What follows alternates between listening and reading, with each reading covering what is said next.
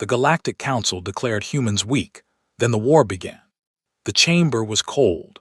Not the kind of cold that came from poor heating or a broken vent. It was the kind of cold that was designed, deliberate, calculated, meant to remind you that you did not belong here. I had been sitting in the single human seat for 3 hours before anyone even acknowledged that I had arrived. My name is HFY.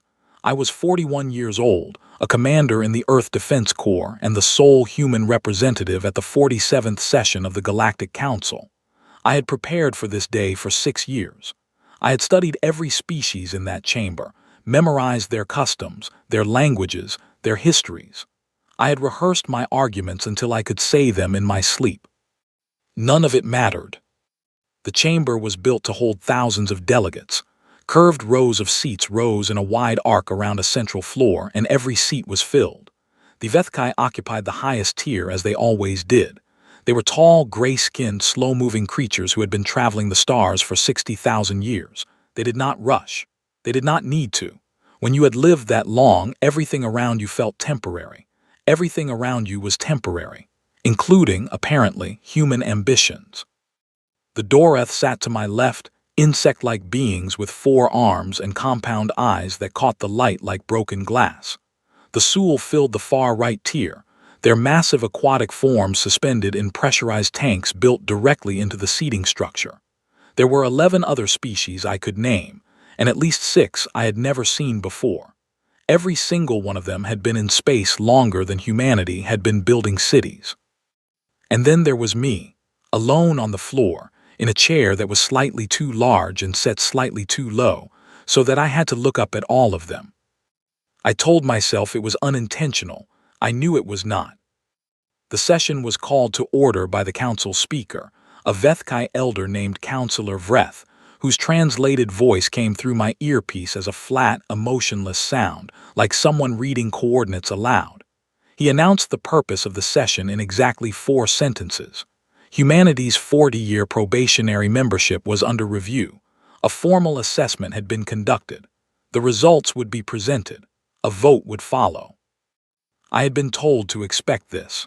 What I had not been told was how it would feel to sit there and listen.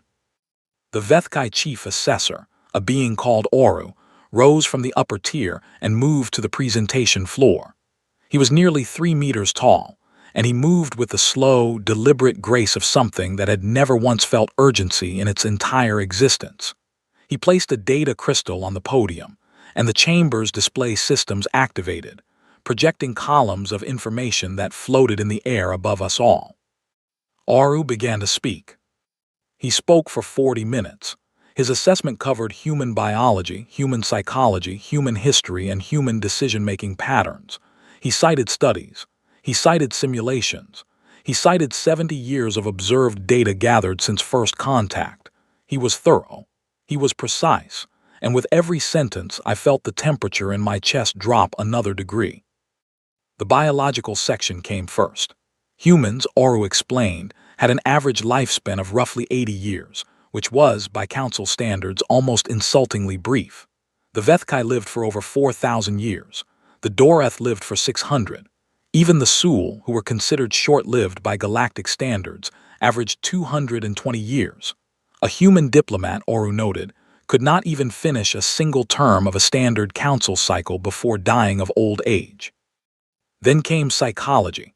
Humans, he said, were emotionally compromised. We made decisions based on feelings rather than pure logic. We grieved. We feared. We loved. We allowed those internal states to influence external actions in ways that were, from a purely rational standpoint, inefficient and unpredictable. He used the word compromised 7 times in that section alone. I counted. Then came the section I had not prepared for. Oru presented what he called the capability assessment. It was a ranking, a formal, documented ranking of every species in the council, measured across 4 categories: intellectual endurance, physical resilience, tactical consistency, and long-term strategic reliability.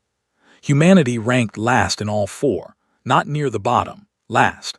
He showed us the numbers. He showed us the models. He showed us the projections. According to the Galactic Council's own science, Humans were the weakest species in known space. I kept my hands flat on my knees. I kept my face still. I had learned a long time ago that the moment you showed emotion in a room that did not understand emotion, you proved every point they were making about you.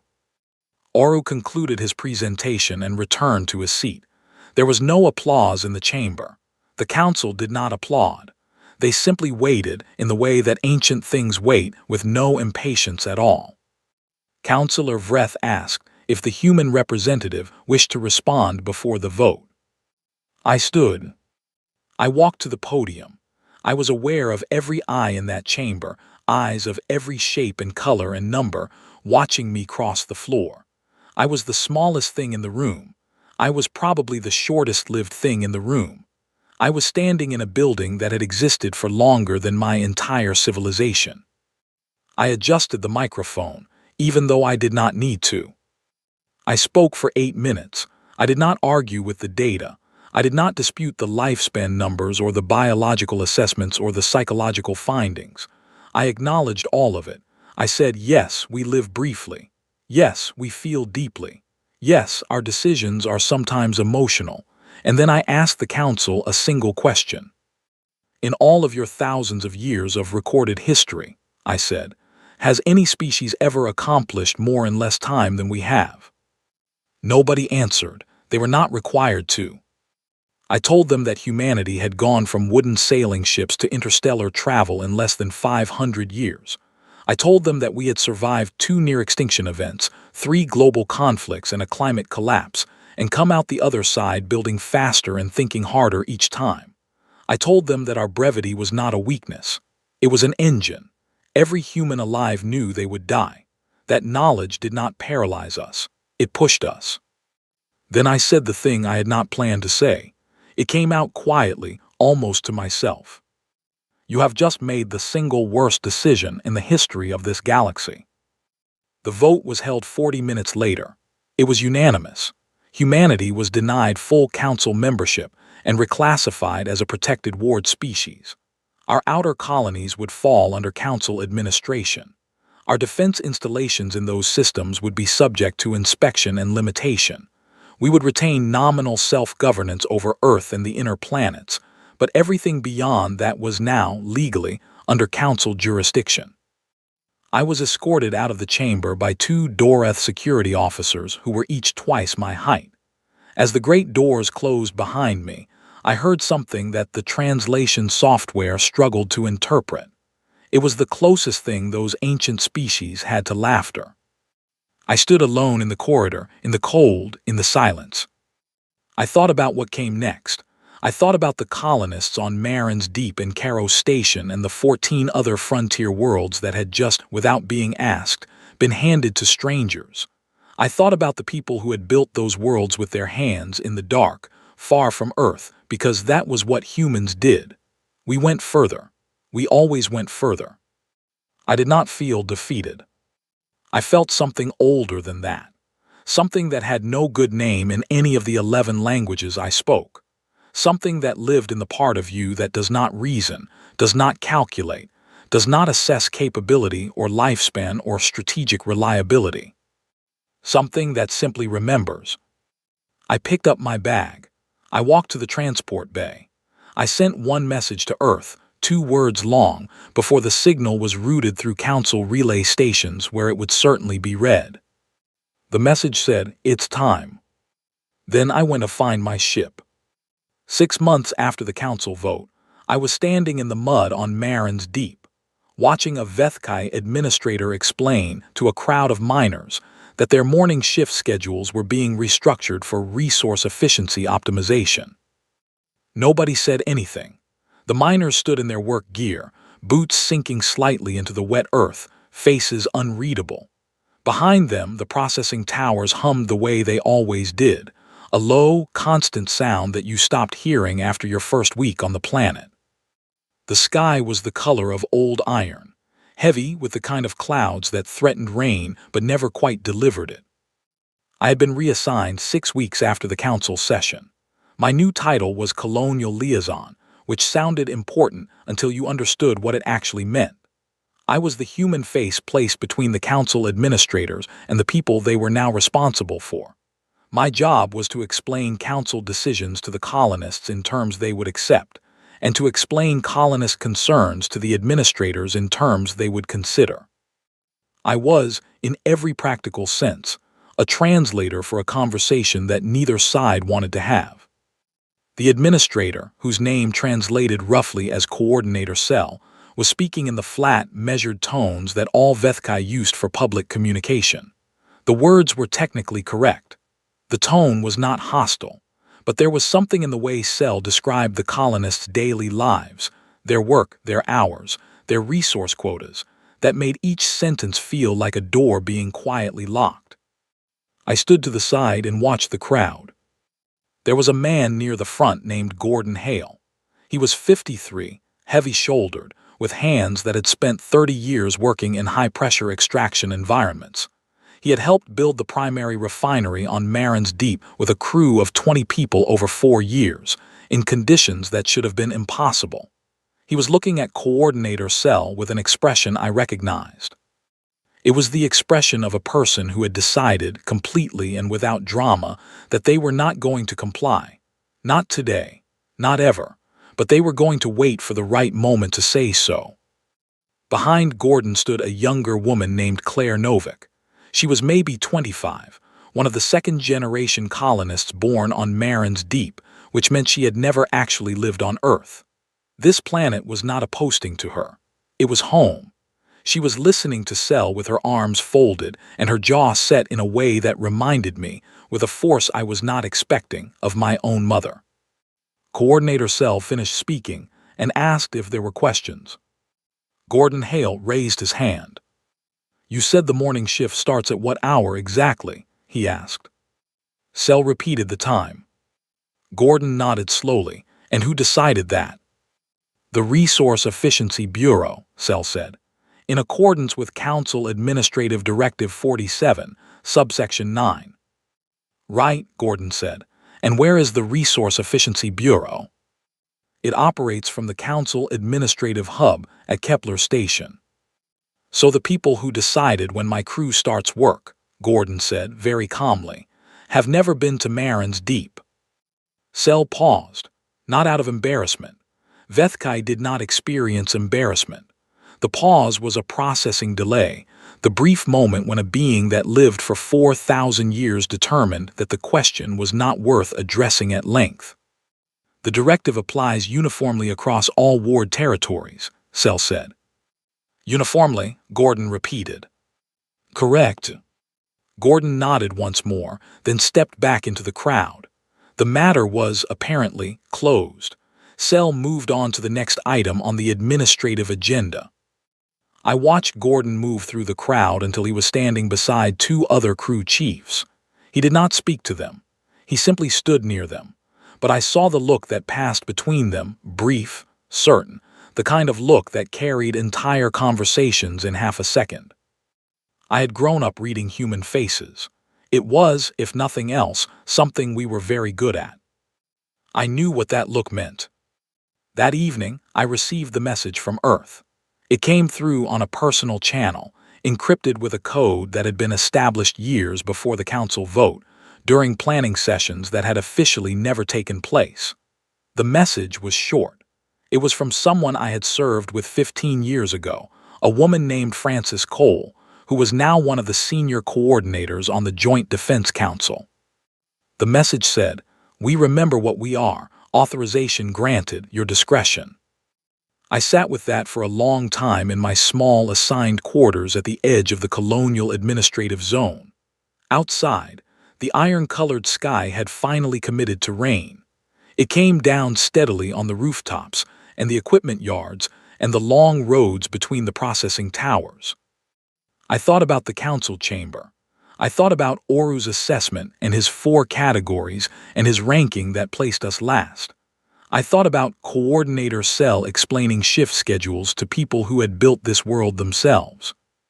I thought about what the Vethkai had studied when they assessed us. They had studied our biology. They had measured our lifespan and our emotional responses and our decision-making inconsistencies. They had run models and projections and simulations. They had not read a single history book. If they had, they would have found a pattern. A very clear, very consistent, very human pattern. It appeared every time in our past when an outside force tried to tell us what we were worth, what we were allowed, and what we would simply have to accept. The pattern never ended well for the outside force. Over the next 4 weeks, I watched Marin's deep change in ways that were invisible if you did not know what to look for. The change was not loud. It was not dramatic. It was the quiet, deliberate kind of change that humans had always been best at, the kind that happened in kitchens and storage rooms, and the ends of shift breaks when nobody official was listening. Tools began to disappear from the registered inventory systems. Not large tools, not the kind that would trigger an audit.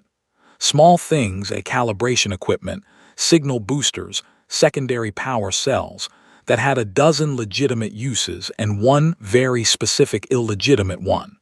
They went into places that were not on any council map of the colony. The patrol routes of the 2 Vethkai security units stationed on Marin's Deep were mapped. I did not do this mapping. I did not ask anyone to do it. But within 3 weeks I had received, through informal channels, a complete and accurate schedule of where every administrator and security officer was at every hour of every day. People started eating together more. Long meals in the common facilities, tables pushed together, conversations that went quiet when I walked past and resumed when I turned the corner. I did not take offense. I understood. I was still officially a council liaison. I wore the designation on my collar. It did not matter that everyone on the planet knew which side I was actually on. There was a moment, midway through the 4th week, that I think about more than any other moment from that period. I had gone out early in the morning to check a relay station at the eastern edge of the colony. The sky was clear for once, cold and sharp, with the kind of visibility you rarely got on Marin's Deep. I was walking back along the main road when I saw a child, maybe 9 years old, dark-haired, wearing a coat that was slightly too big, sitting at the edge of the water reclamation reservoir with a length of cord and a bent piece of metal wire. She was fishing, or trying to. The reservoir was not stocked with anything. It was a practical joke that the older kids on the colony apparently played on the newer arrivals, sending them out to fish in a tank full of recycled water. But the girl did not seem bothered by the absence of results. She was patient in the way that children on frontier colonies learn to be patient, not because it came naturally, but because patience was a survival skill out here. I was about to walk past when I heard boots on the gravel behind me. I turned. Coordinator Cell was making his morning inspection rounds. He stopped when he saw the child. He looked at the cord in her hands and at the reservoir and at the bent wire, and then he looked at me. This individual is engaged in unauthorized use of a council-administered water resource, he said. The girl looked up at him without fear. I noticed that about second-generation colonists. They had grown up in hard places. Strange things did not frighten them the way they might frighten someone who had spent their life in comfort. "I'm not using the water," she said. "I'm using the edge of the reservoir." The reservoir and its surrounding boundary are council-administered property, Cell said. Unauthorized activity within the boundary zone requires a permit. I stepped between them. "She's a child," I said. "The regulation does not distinguish by age," Cell said. I looked at him for a long moment. He looked back at me with the complete absence of reaction that was simply his natural state. "We're done here," I said.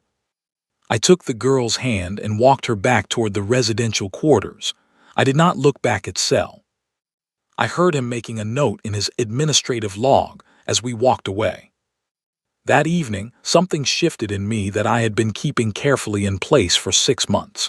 It was not dramatic. It did not announce itself. It was more like a decision that had been forming in the background for a long time, waiting for a specific moment to become final. The council had looked at us and seen fragility. They had measured our lifespans and our emotions and our inconsistency and called it weakness. But the girl at the reservoir had sat patiently at the edge of a tank with a bent wire and no fish, completely unbothered, because she had been born on a world where nothing was given and everything was earned. That kind of endurance did not show up in their models. It never would.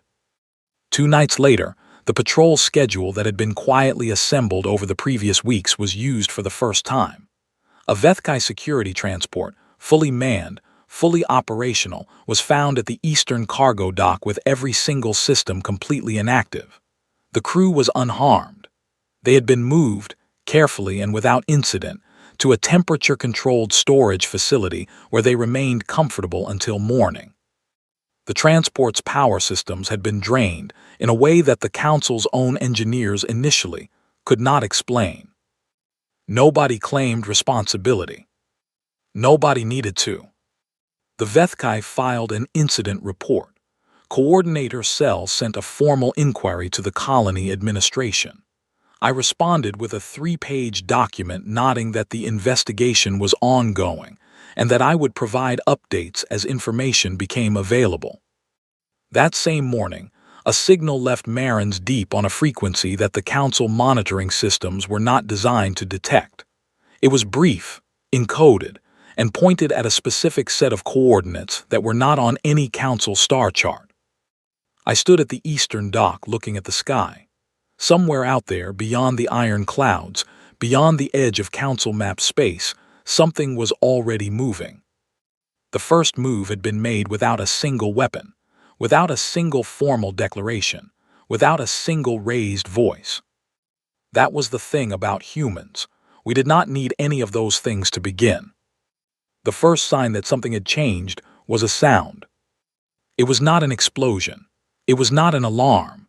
It was a low, resonant pulse that passed through the hull of the EFS Thermopylae, the way a deep note passes through the floor of a concert hall felt before it was heard, settling in the chest rather than the ears. I felt it from my station on the command deck, and I knew immediately what it meant. We had dropped out of faster-than-light travel, along with every other ship in Operation Long Memory, at exactly the same moment. I was standing at the forward observation bay when the Thermopylae's windows cleared from the FTL transit haze, and I saw, for the first time, what 40 years of quiet planning actually looked like. 12 star systems all at once.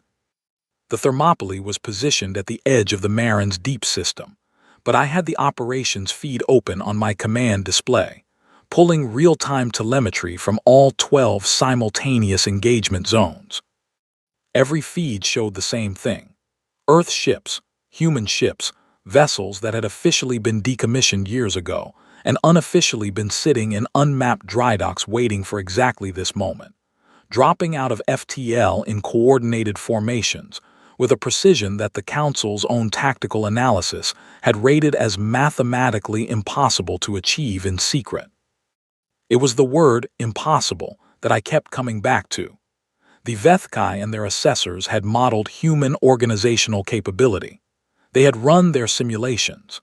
They had concluded that a species with our emotional profile, our lifespan limitations, our decision-making inconsistencies, could not maintain the secrecy and coordination necessary for an operation of this scale.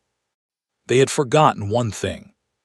Humans kept secrets the same way we did everything else. We worked at it harder than anyone else thought we were capable of. The opening phase of Operation Long Memory lasted 14 minutes. In those 14 minutes, human forces secured communications infrastructure in all 12 systems, established perimeter blockades around Council administrative installations, and broadcast a single message on all Council-monitored frequencies. The message was 2 sentences long. It said that the Galactic Council's ward directive had been exercised without the consent of the people it affected, and that humanity was now exercising its own directive in response. It did not call it a war. It called it a correction. I was watching the Marins Deep feed when Coordinator Cell's administrative transport attempted to leave the colony's upper atmosphere. It got 400 kilometers before a human intercept vessel pulled alongside it, matched its speed exactly, and held position. The transport stopped. There was a brief communication exchange. The transport returned to the surface. No weapons had been fired in the Marin's deep system. That was not true everywhere. In the Caro system, the Vethkai had a significant military presence, 2 full patrol wings and a command station that had been established 6 months after the war directive as a peacekeeping installation. When the human forces arrived, the patrol wings launched immediately. What followed was the first actual combat of Operation Long Memory, and I watched it on the tactical feed with a feeling I could not entirely name. It was not excitement. It was not satisfaction. It was something heavier than both. Our pilots were good. They had been training in secret for years, running simulations that were calibrated against Vethkai tactics down to the last variable. But the Vethkai were experienced in a way that simulations could not fully replicate. They had been fighting wars of one kind or another for 50,000 years. The first exchange was brutal and honest, and when it was over, both sides had lost ships. Then the Vethkai deployed the resonance fleet. I had read the intelligence reports about the resonance weapons. I had read them 3 times, actually, because the first 2 times I had not fully believed what I was reading. The resonance system worked by generating a specific frequency that interacted with human neural tissue. It did not damage the tissue. It activated it, all of it, simultaneously, producing a systemic pain response that was, according to the medical assessments, extraordinary in its intensity. The reports were accurate. When the resonance fields hit the human fleet at Caro, I heard it in the comms. Not screaming, our pilots did not scream because you could not fly while screaming, but something in the quality of every voice changed. The words were still clear. The commands were still correct. But underneath each transmission was a tightness, a compression, the sound of someone speaking through something that was trying very hard to stop them. The Vethkai admiral, a being called High Commander Vron, opened a channel to the human fleet commander at Caro. His voice came through the system with the same flat certainty that all senior Vethkai carried. "Why do you continue?" he asked. "Your losses are significant, your crews are impaired. The tactical projections are not favorable. Withdrawal is the logical course." The human fleet commander at Caro was a man named Captain Owen Burke. I had served briefly with Owen Burke 12 years ago on a border patrol rotation. He was not a dramatic person. He did not give speeches. He had a habit of responding to difficult situations with the flattest possible statements of fact. Owen Burke's response to High Commander Vron was exactly 4 words. "We've read our history." The channel closed. What happened next at Caro was the moment that, I believe, genuinely confused the Vethkai more than anything else in the entire operation. The resonance fields were still active. The pain response in the human crews was real and ongoing and measurable. The tactical projections Vron had referenced were, by objective calculation, accurate. And the human fleet kept moving forward. Not recklessly, not in some emotional disregard for consequences, methodically, carefully, with full awareness of every calculation that argued against it. The crews worked through the pain the way humans had always worked through pain, by converting it into information, by using it. It was an engineer on one of the smaller support vessels, a 27-year-old named Petra Walsh, who first articulated what everyone was already figuring out in real time. She had noticed that the intensity of the resonance effect increased with proximity to the generating ships. She broadcast a single observation on the fleet channel. Between what I could hear were very controlled breaths. "If it hurts more, we're closer. Use it as a range marker." There was a pause of perhaps 2 seconds on the fleet channel. Then Owen Burke said simply, "All units confirm you heard that." Every unit confirmed. What followed was something that no Vethkai tactical model had ever included as a variable, because no Vethkai tactical model had ever considered that a species might use its own pain as a navigation tool. The human fleet oriented itself by the intensity of its own suffering, moved through it rather than away from it, and closed the distance to the resonance generators, in a formation that the Vethkai response algorithms had not been programmed to counter. The resonance fleet was neutralized in 41 minutes. The method was not elegant. It was not the kind of strategy that would be written about in tactical textbooks as a masterpiece of military planning. It was improvised, uncomfortable, and almost painfully practical. It was, in other words, exactly what humans did when given a problem and no good options. We made a worse option work. By the time the Caro engagement concluded, 10 of the 12 systems were fully under human control. The remaining 2 were in the final stages of securing. The Council's administrative installations had been isolated without significant harm to their personnel. That had been a specific directive from Earth Command, and every unit had maintained it even when maintaining it complicated the operational picture. We were not here to hurt anyone more than necessary. We were here to take back what was ours. High Commander Vron attempted one more communication before the Caro system was fully secured. This time, he directed the channel to me, specifically, which told me that the Council had been watching my role in this from the beginning. "Commander Reyes," he said, "you initiated this." "We initiated this together," I said. "You started it at the Council session. We're finishing it here. You should have pursued diplomatic resolution."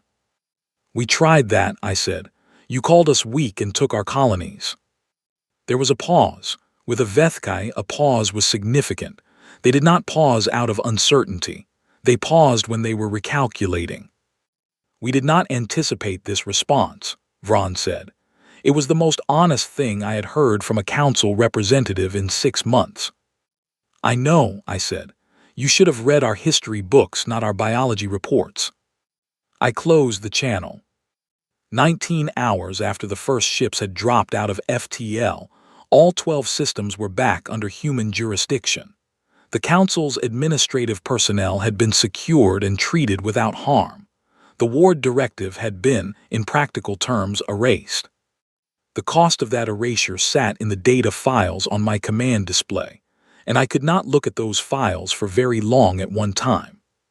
But the war, if it could be called a war, in those 19 hours was over. The correction had been made. The memorial was 4 wooden boards and a sheet of metal. I do not know who built it. It appeared overnight in the central square of the Marin's deep colony, maybe 2 days after the last of the Council administrators had been escorted to the transport that would return them to Kepler Station. Nobody took credit for building it. Nobody needed to. It was the kind of thing that happens in human communities after something large and terrible and necessary. Someone builds a thing in the dark, alone, and by morning it is simply there. The names were written by hand. That surprised me more than the memorial itself. In a colony full of digital systems and printing equipment, someone had written each name by hand, in careful, unhurried letters on the surface of the metal sheet. There were 61 names on it. I stood in front of it alone on a cold morning, 3 days after the operation ended, and I read all of them. I knew 4 of the names. The other 57 were strangers to me, which meant nothing except that I had been in a different part of the operation, focused on a different piece of the same problem, while they were somewhere else doing their part. That was how it worked. You knew your corner. You did not always know the whole shape of the thing. The name I kept returning to was near the middle of the list. It said, Lieutenant Daniel Akafer, 29 years old, Caro engagement. He had been a pilot. That was all I knew, standing there in the square. I stayed there longer than I planned to. I had brought coffee, which had gone cold in my hand without my noticing.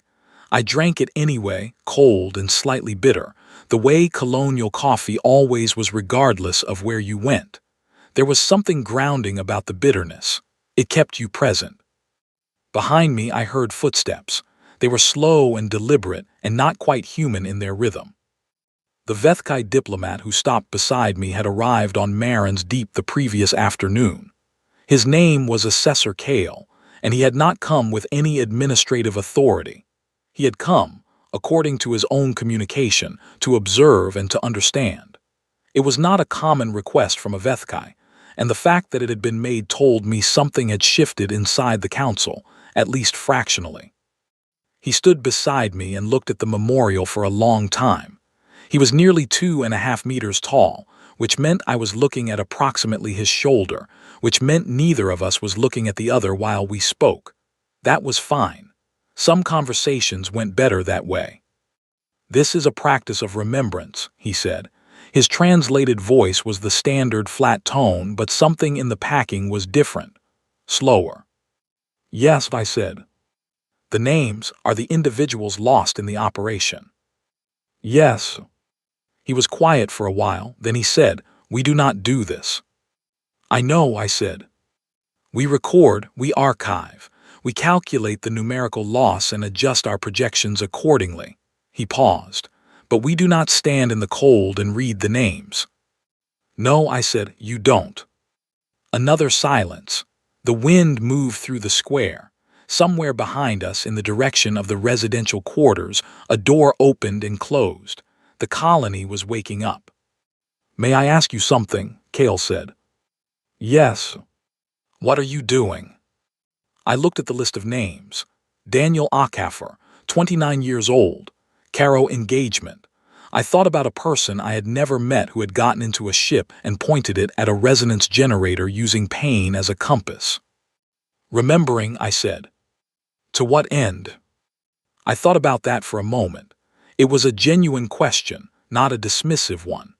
Cale had been standing in the cold with me long enough that I was reasonably confident he wanted an actual answer. "Because it matters that he existed," I said. Daniel Acaffer, 29 years old. He was someone before any of this. He had a morning routine and a way he liked his food and something that made him laugh. All of that is gone now. If I walk away from this list and don't remember that it's gone, then it's like none of it mattered. And that's not acceptable to me. Cale was quiet for so long that I glanced up at him. He was still looking at the memorial. His expression was, as always, unreadable by human standards.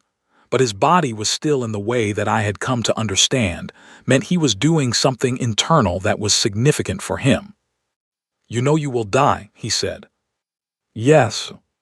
"All of you, every human alive knows this." "Yes." "And yet you fight, you plan, you build and grieve and remember." He paused. "In our models, the awareness of death is a limiting factor. A species that knows it will die should rationally place less weight on individual actions because the individual is temporary." "We put more weight on it," I said. "Yes," he said, "that is what I cannot model." I turned to look up at him properly now. "Because in your models, brevity means less value, but for us it's the opposite. Everything we have is temporary, which means everything matters completely. You've lived so long that you've forgotten what anything is worth. We never had the luxury of forgetting." He looked at me then, from his considerable height, with those dark eyes that had seen 60,000 years of galactic history. "That is not a biological assessment," he said. "No," I said, "it's not." He looked back at the memorial. "I would like to know his name," he said. "Daniel Acaffer." "Yes," I said. "Lieutenant Daniel Acaffer, 29 years old." Cale repeated it once quietly in his own language first and then in translated standard. It sounded strange in his flat, careful voice, but he said it. He said it completely. Then he said, "I will include this in my report to the council." "Include whatever you think is true," I said. "I do not yet know what to call it," he said. "Call it human," I said. He considered that. Then he said, "I am not certain the council has the context to understand that as a meaningful category." "They will," I said, "give them time." He turned then and walked slowly back in the direction of the transport area. I watched him go, this ancient, enormous being, moving carefully through a colony that had been built by people who knew they would not live to see its final form, carrying in his internal archive the name of a young pilot who had used his own pain as a tool and would never fly again. I turned back to the memorial. There was a sound behind me, small footsteps. I did not turn around yet. A cup appeared in my peripheral vision, held out by a small hand at approximately waist height. I looked down. It was the dark-haired girl from the reservoir. She was holding out a cup of coffee with the careful, two-handed grip of a child who understood that the thing she was carrying was important. I took it. It was terrible, burnt and over-extracted and barely warm. It was exactly the kind of coffee that got made when someone did not have much to work with and tried anyway. I drank all of it. "Thank you," I said. She looked at the memorial for a moment. Then she asked, with the directness that frontier children had, whether those were people who did not come back. "Yes," I said. She thought about that. "My dad says they won." "They did," I said. She nodded seriously, the way children nod when they are filing something important into permanent memory. Then she went back inside, and I stood alone again in the square with an empty cup and 61 names. I stayed until the cold made my hands stiff. Then I went to find my ship.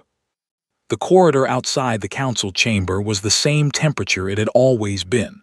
Cold, deliberate, designed. I had stood in this corridor before, on the other side of a session that had gone badly, listening to the distant sound of something that might have been laughter. I did not wait this time, I walked. My name is HFY. I was 42 years old now. I had been awake for most of the past year. I walked without hurrying because there was no longer any reason to hurry. Whatever was going to happen in that room had already been decided, not by vote, not by argument, but by 19 hours of coordinated action across 12 star systems and the 61 names on a sheet of metal in a colonial square on a planet under an iron sky. The council chamber doors opened as I approached. It was different this time, not dramatically different. The chamber was the same enormous curved space, the same cold lighting, the same rows of delegates from every species that called itself Galactic. But certain things had changed that a careful observer would notice. There were more empty seats in the Vethkai than I had ever seen before, not because their delegation had shrunk, because several delegates who had previously sat on the Vethkai side had, over the past 8 months, quietly shifted their positions, not physically, but in their formal council alignments. The Seoul representatives had filed a joint brief 4 months ago calling for a review of the ward directive system entirely.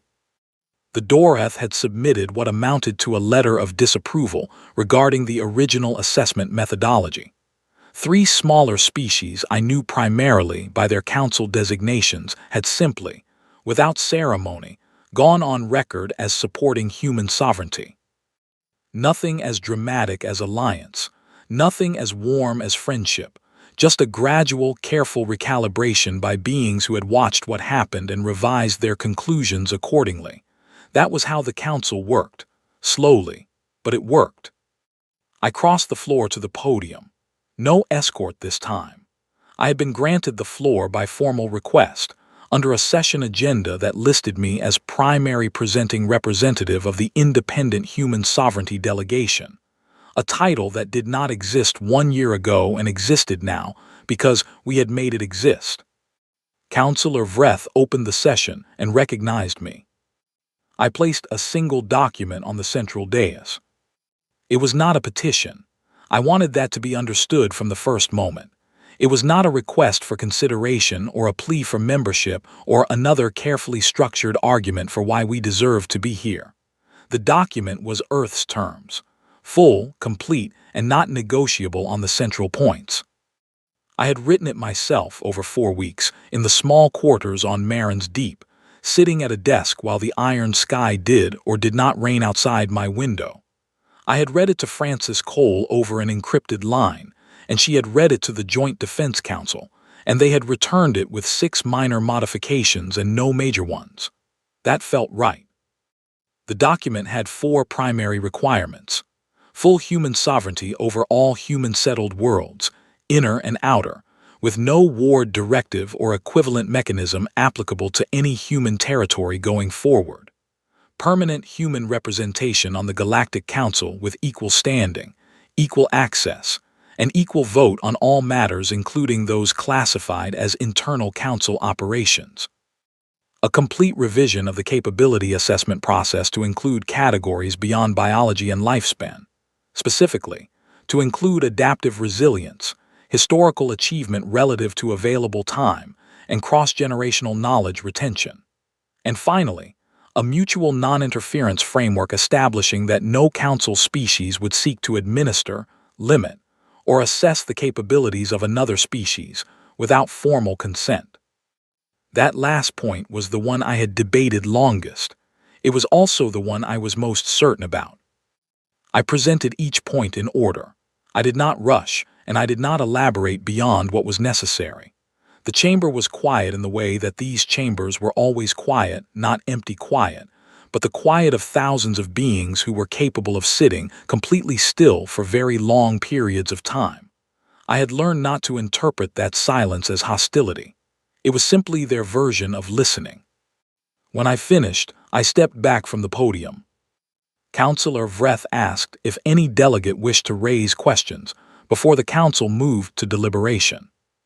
High Speaker Ven, the Vethkai's primary political representative, a being who I understood had been in continuous council service for over 900 years, rose from the upper tier.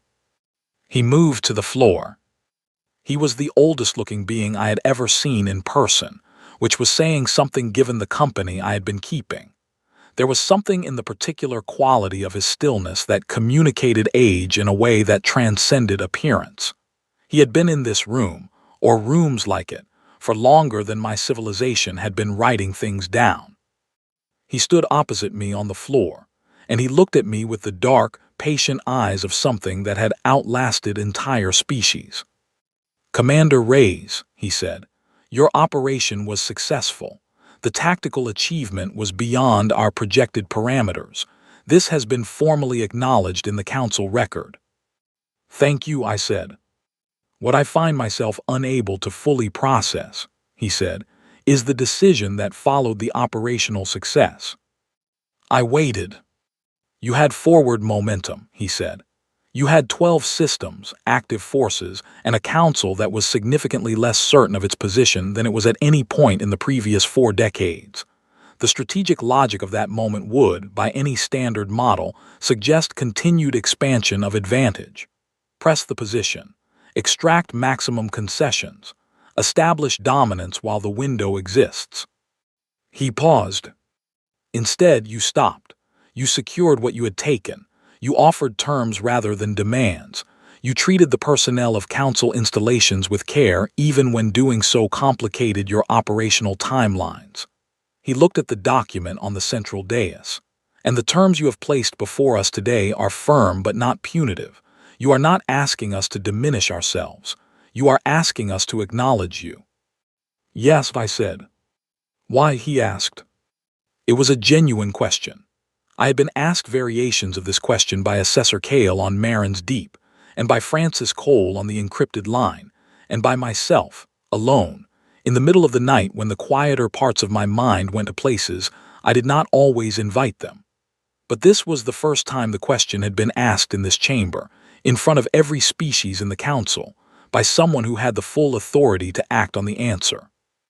I thought about how to say it, not because I did not know, because this was the version that mattered. "Because what we did," I said, "was take back what belonged to us. That was legitimate. That was necessary. If we had kept going beyond that, if we had used the momentum to diminish you, to establish our own version of the Ward Directive over anyone else, then we would have proven your original assessment correct." Ven tilted his head slightly. "Explain." "Your assessment said we were compromised by our emotions, that we were unpredictable, that we could not be trusted with full standing because our decision-making was inconsistent." I looked at him steadily. "If we had acted on pure momentum and turned a correction into a conquest, we would have shown you exactly that. We would have been acting on anger and opportunity rather than principle. We would have been exactly what you said we were." The chamber was very quiet. "The terms in that document," I said, "are not generous. We are not giving anything away. What we want we have put in writing and we intend to have, but they are fair. They do not ask for your humiliation. They ask for your respect, which is different." I paused. "Because then we would have just been you, and we decided a long time ago that we did not want to be you." High Speaker Ven was still for a long time. Then he said, "That is a significant statement." "I know," I said. "It implies a moral framework." "It does. One that you were willing to hold to even when the practical advantage ran in the other direction." "Yes." He looked at me for another long moment. Then, without another word, he turned and walked back to the Vethkaitier. The deliberation took 4 hours. I waited in the anteroom outside the chamber, in a chair that was the right size for me, with a cup of coffee that was surprisingly good. Someone on the administrative staff had evidently been paying attention to human preferences. I appreciated that in a way I could not fully articulate. Frances Cole called on the encrypted channel twice during the wait. The first time she asked how it had gone. I said I thought it had gone well. The second time she did not say anything for a moment, and then she said, "Your mother would have been proud of you." I did not respond to that, but I held the phone for a while after the call ended. The deliberation bell rang. I walked back into the chamber. The vote was held in the formal council manner, each delegation's representative activating their designation beacon in sequence, the results compiled in real time on the chamber display. It took 11 minutes for all delegations to register. The final count was displayed. Humanity received full council membership. Not by a narrow margin, not as a charity, not as the smallest possible concession from a body that had been forced into a corner. The count was clear and final and entered into the permanent council record with the same clean finality that all council decisions carried. I stood on the floor and looked at the number on the display. I did not feel what I had expected to feel. I had expected something large, some wave of triumph or vindication or relief. What I actually felt was quieter than that, steadier, like something that had been leaning against a wall for a long time had finally been allowed to stand on its own. Councillor Vreth announced the result and declared the formal establishment of the human seat on the Galactic Council. He used the standard language. He used it completely and correctly, without modification or qualification. That mattered. Then he said, "Commander Reyes, will you take the seat?" I looked up at the human tier. It had been added during the 4 months of pre-session negotiations, a quiet structural modification to the chamber that nobody had made a public statement about. It was positioned at the same level as the other primary species delegations, not the floor, not the upper tier, the middle ring where the equals sat. The chair was there. I walked up the access ramp to the human tier. It was a short walk, but I took it at a normal pace, because I had learned a long time ago that the moments that mattered were not the ones you rushed through. I reached the seat. It was slightly too big for me. Not dramatically, just enough that when I sat down, there was a small but perceptible gap between my back and the backrest, and my feet settled on the floor with a flatness rather than a comfortable angle. Whoever had built it for a human in the general sense, without accounting for the specific human who would be sitting in it first. I sat in it anyway. I thought about Daniel Akaffer. I thought about Gordon Hale standing in the mud with his crew chiefs. I thought about Claire Novick with her arms folded and her jaw set. I thought about a dark-haired girl with a bent wire at the edge of a reservoir, patient and unbothered, waiting for something that was not there yet but might be if she stayed long enough. I thought about every person who had built something in the dark and the cold and the far distance, not because anyone told them to, not because the calculations favored it, but because it was what we did. We went further. We built further. We stayed longer than we were supposed to be able to. The chamber was settling back into its regular order around me. Delegates were returning to their conversations. The administrative machinery of the council was resuming its ordinary operations. 11,000 years of galactic political structure was simply continuing, as it always had, incorporating this new development the way it incorporated all developments, slowly, thoroughly, permanently. From the Vethkaitier, Assessor Kale caught my eye. He was not someone who gestured, but he inclined his head very slightly in my direction. I returned it. From somewhere in the middle rows, a Doreth delegate activated a small light on their console, a gesture that their species made in formal settings to indicate acknowledgement. I was not sure I was the intended recipient. I was going to assume I was. I settled into my seat. The backrest was still slightly too far away. The angle was still slightly off. I was going to be sitting in this chair for a long time, and I was going to need to learn every imperfect centimeter of it. That was fine. It always felt like that at first, like the chair was too big, the room too cold, the odds too long, the distance too far, the timeline too short. Like the numbers did not add up, and the voices in the room did not know your name, and the space you were trying to occupy had not quite decided to hold you yet. We sat down anyway. We had always sat down anyway. We always would.